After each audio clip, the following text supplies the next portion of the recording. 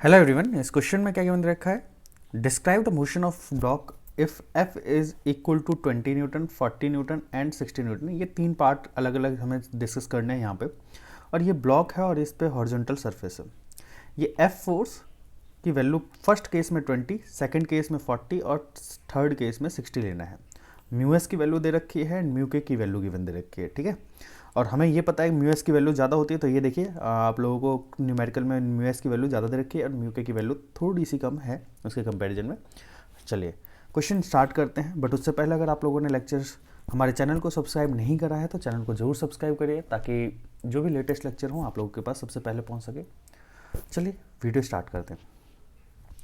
हमारे पास first part देखते हैं। यहाँ पे फर्स्ट पार्ट के अंदर एफ की वैल्यू जो दे रखी है वो है दे रखी है 20 न्यूटन और ये हमारे पास हॉरिजॉन्टल सरफेस, ये हमारे पास हॉरिजॉन्टल सरफेस, ठीक। इस हॉरिजॉन्टल सरफेस पे ये 10 kg का ब्लॉक था और एफ फोर्स लग रहा है। एफ फोर्स की वैल्यू फर्स्ट केस में, चलिए एफ फोर्स मैं जनरल ले लेता हूँ एफ, ठीक है। और इसको हम लोग यहाँ पे से निकाल के यहाँ पे हम लोग सॉल्व करेंगे। पहले इसमें जो रिक्वायरमेंट होगी उसको सॉल्व करते हैं। यहाँ पे mg फोर्स नीचे लग रहा हुआ that is equal to 100 newton, ऊपर की ओर फोर्स लग रहा हुआ नॉर्मल फोर्स। जब ये वाला फोर्स एफ फोर्स इस ब्लॉक के ऊपर इधर लग रहा होगा तो फ्रिक्शन इसको अपोज करने की कोशिश करेगा। कितना कहाँ तक फ्रिक्शन अपोज कर सकता है देखते हैं पहले। बट उससे पहले हमें देखना होगा कि ये ब्लॉक को चलाने के लिए कम से कम फोर्स कितनी रिक्वायरमेंट होगी। तो ब्लॉक को चलाने के लिए कम से कम कितनी फोर्स की रिक्वायरमेंट होगी उसके लिए हम लोगों को निकालना होगा एफ आर लिमिटिंग। और एफ आर लिमिटिंग की वैल्यू जो होगी that is equal to mu S into N. Mu S की वैल्यू है 0.52 इंटू 100 न्यूटन, है ना। 100 एन की वैल्यू 100 हो जाएगा। तो यहाँ पे से अगर आप ध्यान से देखें तो 52 न्यूटन फोर्स चाहिए कम से कम ताकि ब्लॉक को चलाया जा सके। बट हम अप्लाई कितना कर रहे हैं 20 न्यूटन। फर्स्ट पार्ट में 20 न्यूटन अप्लाई कर रहे हैं, तो क्या ब्लॉक चलेगा? नहीं, ब्लॉक नहीं चल पाएगा। So because F is less than FR limiting, so block does not move. Block does not move, so that static friction is acting on the block, ठीक है।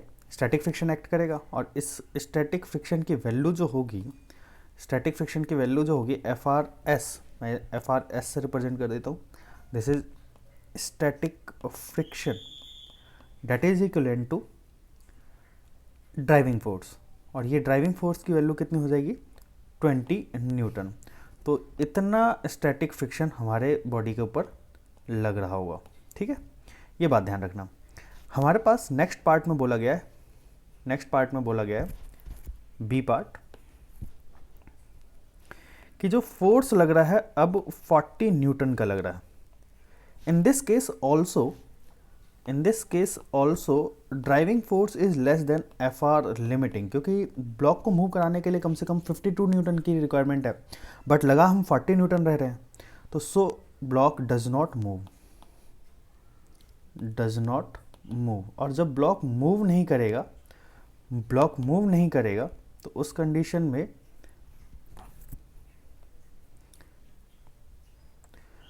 Does not move, so that static friction is acting on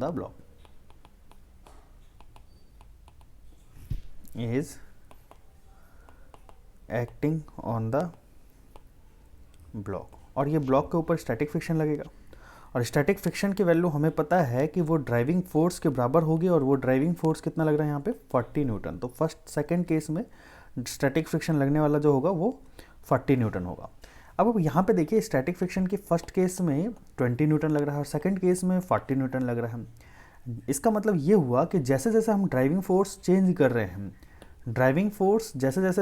ये 20 newton 40 Newton जैसे जैसे change कर रहे हैं वैसे वैसे स्टैटिक फ्रिक्शन की वैल्यू चेंज होती रहती है। इसीलिए हम लोग स्टैटिक फ्रिक्शन को क्या कहते हैं, सेल्फ एडजस्टिंग नेचर का friction force.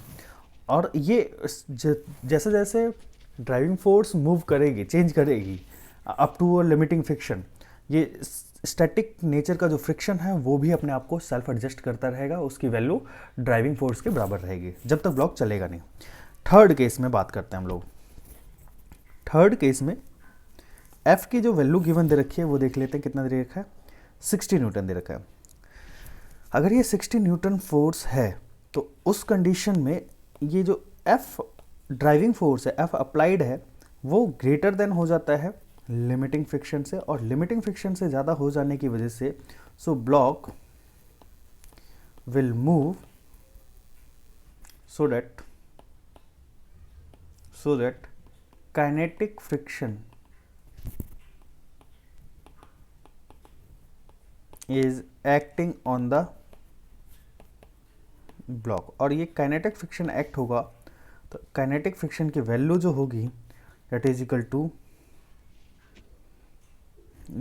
To mu S in mu K into N, mu K into N. Mu K की वैल्यू कितनी गिवन दे रखी है यहाँ पे, 0.50 into 100 that is equal to 50 newton. ये फ्रिक्शन फोर्स लग रहा होगा। अब देखिए हम लोगों ने फ्रिक्शन फोर्स तो लगा दिया, बट आप लोगों से ये भी पूछा जा सकता है कि what is the acceleration of the block. तो एक्सेलरेशन वाले केस के लिए आप लोग यहाँ पे मैं हॉरिजॉन्टल सरफेस बना देता हूँ, ये हमारा ब्लॉक है और इस ब्लॉक के ऊपर 60 न्यूटन का हॉरिजॉन्टल फोर्स लगाया जा रहा है। 60 न्यूटन का हॉरिजॉन्टल फोर्स लगाया जा रहा है। यहाँ पे लगने वाला काइनेटिक फ्रिक्शन है और ये काइनेटिक फ्रिक्शन की वैल्यू जो होगी वो 50 न्यूटन होगी। ठीक है, तो एक्सेलरेशन ऑफ द ब्लॉक, मास की वैल्यू कितनी है यहाँ पे 10 kg। ठीक है, तो acceleration of this block is equal to 60 minus 50 divided by mass that is equal to 10, 10 divided by 10 ये हो जाएगा 1 metre per second square. This is the acceleration of this block in the third case. I hope आपको ये question समझ में आया होगा। ऐसे ही वीडियो लेक्चर्स देखने के लिए हमारे चैनल को जरूर सब्सक्राइब करिएगा और बेल आइकन को प्रेस करना मत भूलिएगा ताकि जो भी लेटेस्ट लेक्चर हो आप लोगों के पास सबसे पहले पहुंच सके। Thanks for watching this video. Okay.